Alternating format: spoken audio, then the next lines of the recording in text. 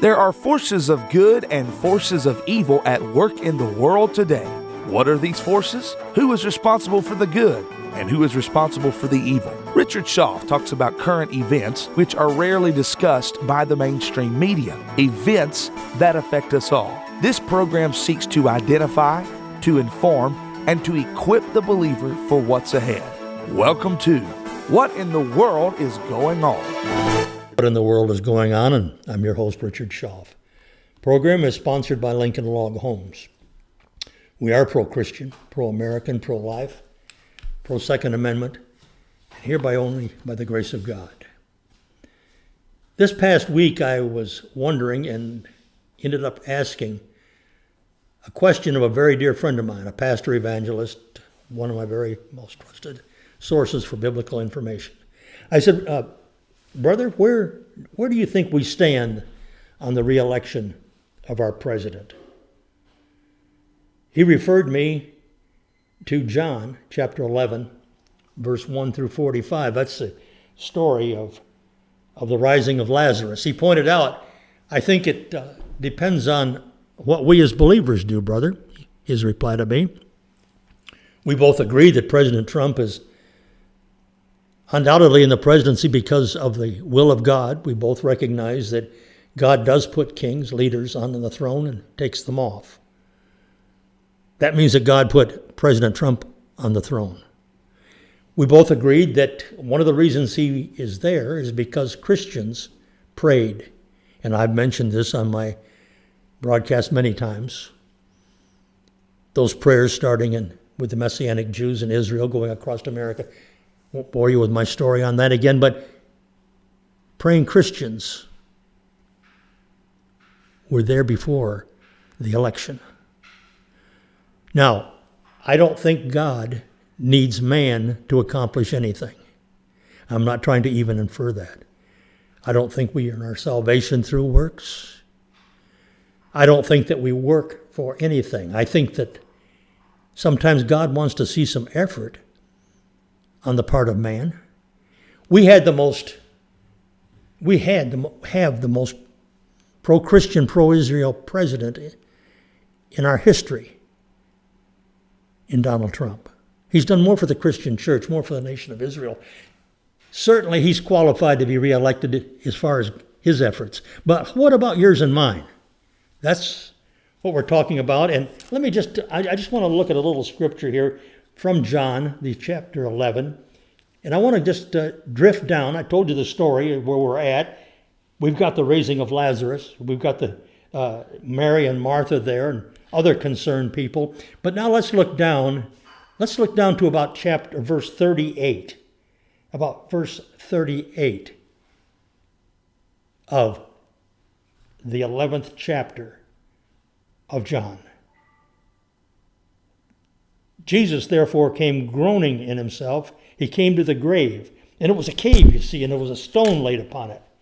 Jesus said, Take ye away the stone. Martha, the sister of him that was dead, saith unto him, Lord, by this time he's going to stink, for he's been dead 4 days. Jesus saith unto her, Said I not unto thee that if thou wouldest believe, thou shouldst seest the glory of God? What did she have to do? She had to have faith. She had to believe. And then they took away the stone from the place where the dead was laid. Jesus didn't take it away. Mary, Martha, and maybe some other people standing there, humans, took away the stone. They did something themselves. They were a part of the resurrection. They put some lift behind their faith. And that's what we need to do today.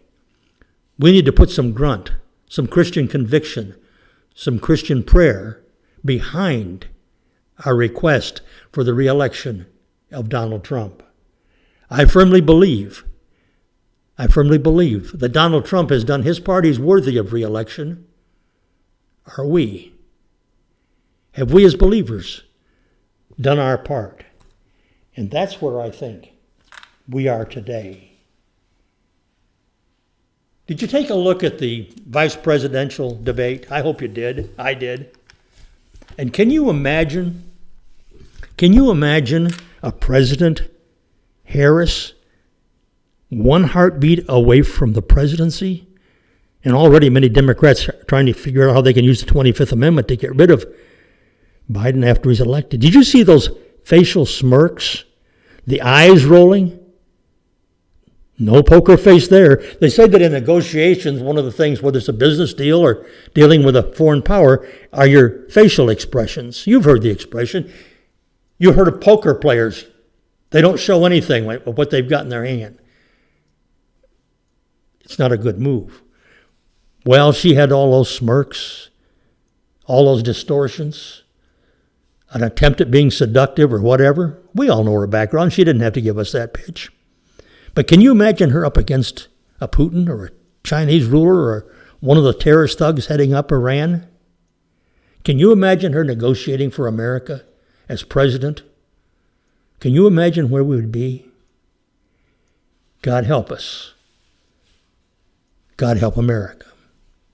Certainly, Mike Pence walked away with the debate as a clear winner. It's not hard to see why Kamala Harris was polling at close to zero before she dropped out of the presidential race last December. She's deeply dishonest, lacks sincerity, and, well, she actually makes Hillary Clinton look likable. She refused to answer some of the most basic questions about her party's platform, including whether Biden would support more COVID shutdowns or whether or not she favors the New Green Deal. She would not say if she supports restrictions on abortion or packing the court. No amount of eye-rolling, smirking, or duplicity from Harris could prevent Vice President Pence from calmly swatting away all of her falsehoods and pointing to the president's record of success on the virus, on the economy, and on foreign affairs. Even the now infamous fly that finally landed on the vice president's head was unable to faze him. Harris began the vice presidential debate by holding the Trump administration personally responsible for all 210,000 deaths from COVID, as well as for the permanent closing of businesses and for the economic contraction that's led to a 7.9% unemployment rate. The American people have witnessed what is the greatest failure of any presidential administration in the history of our country. Harris's words in her opening remarks. After Pence strongly defended Trump's response to the virus, including his crucial decision to suspend travel from China, that was way back in January, folks. That bought the country time for us to develop vaccines and therapeutics, deliver billions of medical supplies, and ramp up testing. More than 115 million tests to date, folks. The vice president landed one of his best lines that night, quoting Mike Pence, "When you look at the Biden plan, it reads an awful lot like President Trump and what our task force has been doing every step of the way. Quite frankly, when I looked at their plan, their talks about advancing testing, creating new PPEs, developing a vaccine, it looked a little bit like plagiarism, which is something that Joe Biden knows a little bit about." Pence said, alluding to the time that former Vice President copied a speech virtually word for word from Neil Kinnock, the former British leader of the Labour Party. For those of you that don't remember, he was running for president at that time. Dropped out. It was proven that he used plagiarism in one of his speeches. Anyway, when Harris continued to cast doubt on the legitimacy of the potential vaccine that could be developed while Trump is still in office, Trump shot her callous statement down, quoting our vice president. "The fact that you continue to undermine public confidence in a vaccine, if the vaccine emerges during the Trump administration, I think that is unconscionable, Senator. I just ask you, stop playing politics with people's lives. The reality is that we still have a vaccine. We're going to have vaccine.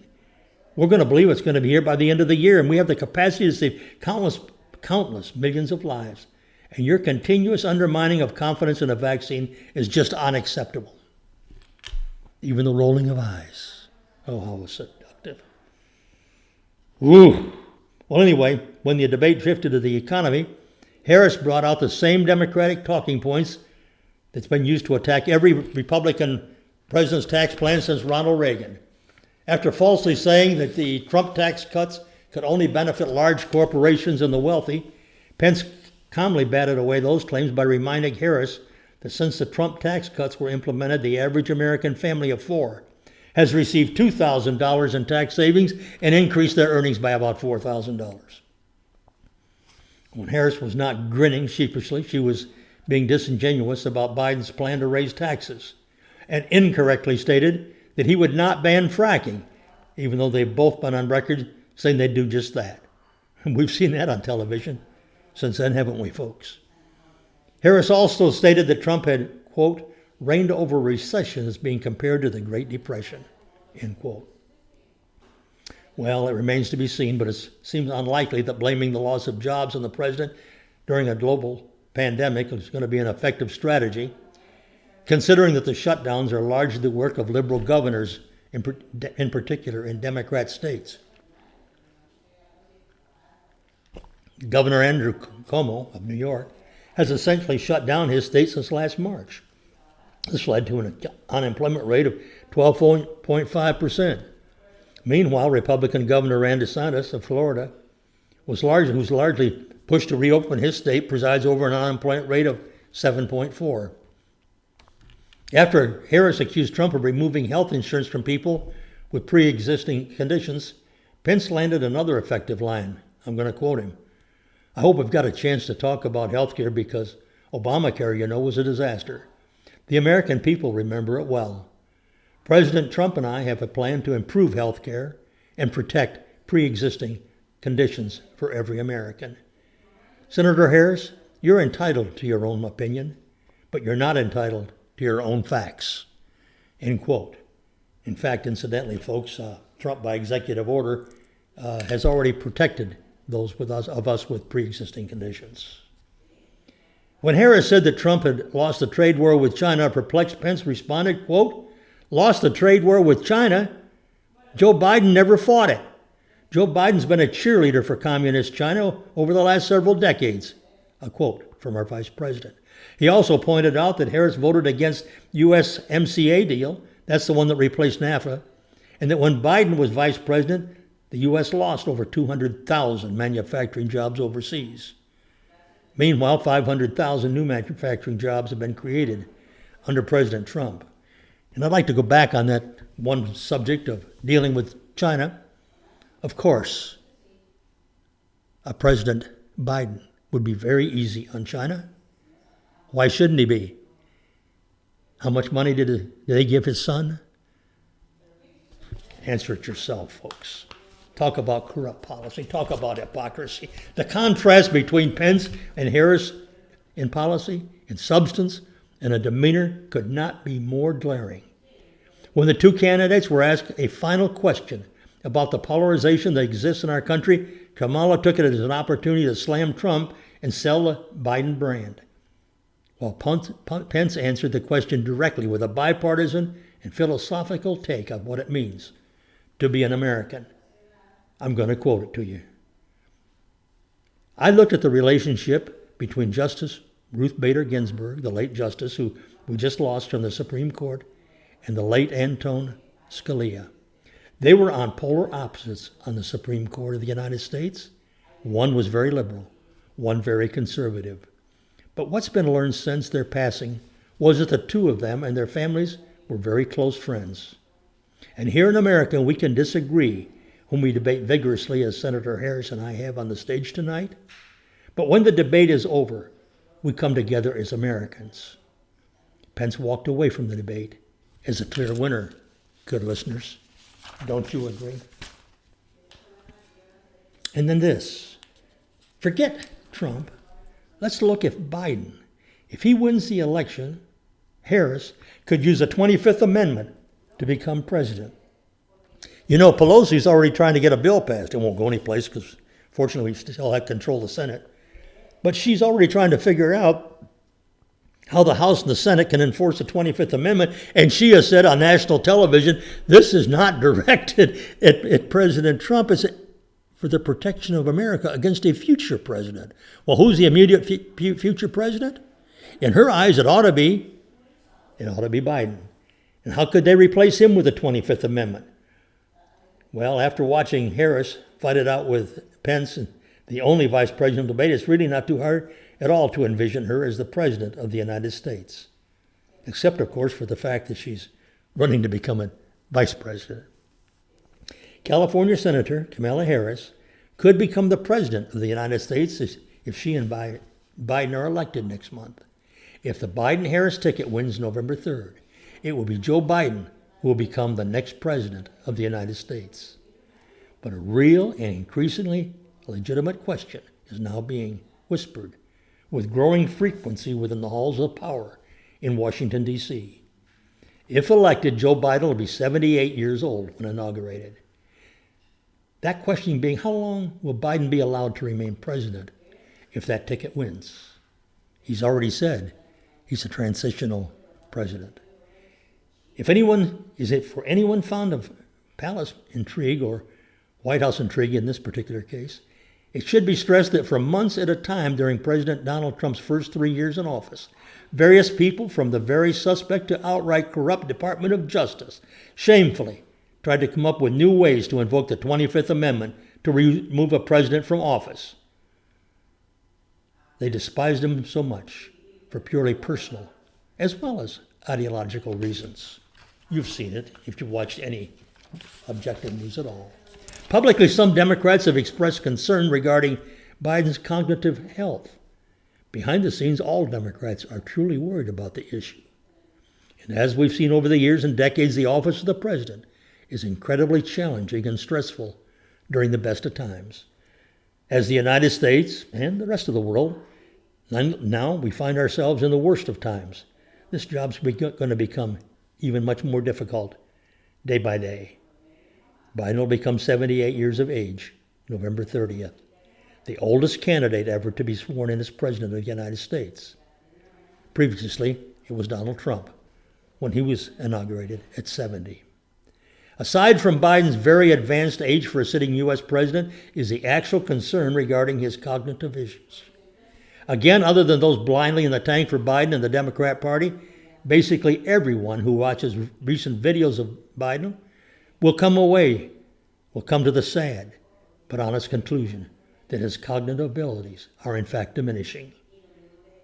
In a world where the U.S. president has to deal with growing challenges from China, Russia, the pandemic, pending economic collapse brought on by the virus and the corrupt and bankrupt public employee pension and health care plans, a president with the clearest of mind who graduated at the top of his class from Harvard Law School while simultaneously running 10 successful businesses on the side would still be on the verge of a nervous breakdown from the pressures of this office. Knowing that absolute truth, how long could the Democrat Party, with the future Vice President Harris, afford to wait before they determined that a President Biden was simply, quote, unable to discharge the powers and duties of that office? And who would we have? President Harris. The pair, Biden and Harris, are already together to win the White House this fall. While potentially sad and even heartbreaking at a number of personal levels, a Vice President Harris and the presidential cabinet would have to put those emotions aside in the best interest of their nation. See what they're leading to, folks? If the Biden-Harris ticket wins on November 3rd, Harris might soon find herself assuming the office of President of the United States for truly legitimate reasons. As we've seen in 2020, anything, no matter how unthinkable or even bizarre, can instantly become that new reality. Let me share with you this. Biden's mental decline is an issue on the day that he was nominated. On that day, that Tuesday, a few weeks ago, when it became official that Biden, at 77, is a designated Democrat Party for president, that was the day that the Trump campaign released a hard-hitting video highlighting the difference between the Biden of 5 years ago and the Biden of today. And on that Tuesday was the day on which a former White House physician announced that something is very wrong with Biden's mental competency. The old saying is, third time lucky. You know what they're referring to? That Tuesday, was Biden's lucky day. Third time to run for president. One of them, as I mentioned previously today, he lost because of the plagiarism that was revealed on him. Anyway, former Vice President Biden officially became the Democrat 2020 presidential nominee that Tuesday night after an unconventional roll call vote of party delegates conducted virtually from landmarks across the country. Once he amassed the votes, a camera appeared on Biden in Delaware, where after a very brief pause, he celebrated the moment with his wife, Jill. They had bundles of red and white and blue balloons. They were all popping them into the streamers together. Clapping broke out from the Democrats appearing on camera from their living rooms as the song Celebration played. Thank you very much from the bottom of my heart. A quote from Biden. Thank you so much. Hinting at the real balance of power in the Biden household, Biden accepted the nomination while he was in the library at the high school at which his wife Jill, a PhD, who keeps narcissistically insisting on being called doctor, though she's not a medical doctor. That's the school she taught English in for 2 years. In a 129 video being taken, you can see a confused-looking Biden take a cue from his wife and start applauding his own nomination. Then, after the official statement that he's the nominee, he gives an unusually short acceptance speech before accepting his mask. He is a husk. On the same day that Biden accepted his nomination, the Trump team dropped a new campaign video. It asks a simple question. What happened to Joe Biden? The video isn't arrogant enough to give an answer to the question. It simply reinforces the change in Biden over the years by comparing footage of Biden in 2015 with the footage of Biden in 2020. What's really sad is that when one looks at the 2020 footage, one realizes that the Trump campaign was very kind to him. The team that assembled the video didn't even use the cruelest footage available. Incidentally, folks, I've seen it. Also on Tuesday, Dr. Ronnie Jackson, who served as White House physician in both the Obama and Trump administrations, spoke out about his current impression of Joe Biden. A quote, "The best way I can describe every time I see him, that he's just lost." That's a quote from Dr. Jackson. He noted, and I quote him again, "I won't make any particular diagnosis about dementia. But what I will say is something is not right." End quote.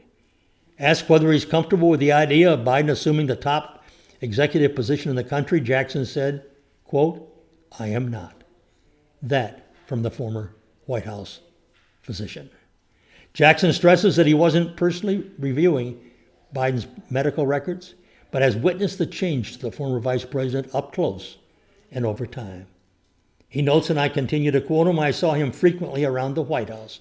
I know he's always been prone to gaffes, but these aren't gaffes anymore. He can't even form a sentence. Sometimes he can't give a complete thought," noted Jackson. For the first time in American history, we will see a campaign that has, on the Republican side, an incredibly vile man, one who's dedicated to bringing America back to normal. Meanwhile, on the Democrat side, we're going to see a man manifesting losing himself to some form of dementia, with the real candidate being his vice presidential sidekick, a vicious, unprincipled, opportunist woman who pulled out of the primaries with barely any support from the party faithful, and who has a 100% hard left rating in the Senate, even putting her to the left of Bernie Sanders. The next few months are going to be interesting. And folks, it could be very scary. And now back to where we started at today's broadcast. Just a few weeks ago, thousands of Christians pray and worship outside a courthouse. The courthouse where Roe versus Wade was filed. Thousands of Christians gathered to pray and worship on a recent Saturday afternoon outside the federal courthouse in Dallas, Texas. That's where the landmark abortion case, Roe versus Wade, was filed. The event was organized by California-based worship leaders Sean Fuzet. He's been crisscrossing the nation since July. He's been leading Christians in prayer and worship in major cities, all in response to the global pandemic and nationwide riots. Salvation, baptism, prayer, worship. Even healings have been regularly reported in these gatherings. They're called Let Us Worship events. On a recent Saturday afternoon, the evangelists gathered thousands in Dallas, Texas, to pray and worship together. You may have seen it. In downtown Dallas, the event congregated at the entrance of the Earl Cabell Federal Building and Courthouse, the place where Roe v. Wade was filed back in 1970.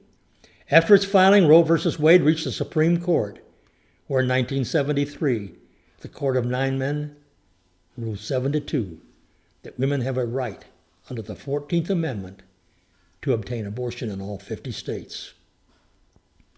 This has made legal the killings of millions of unborn babies. That ruling has been contentious in the 47 years since.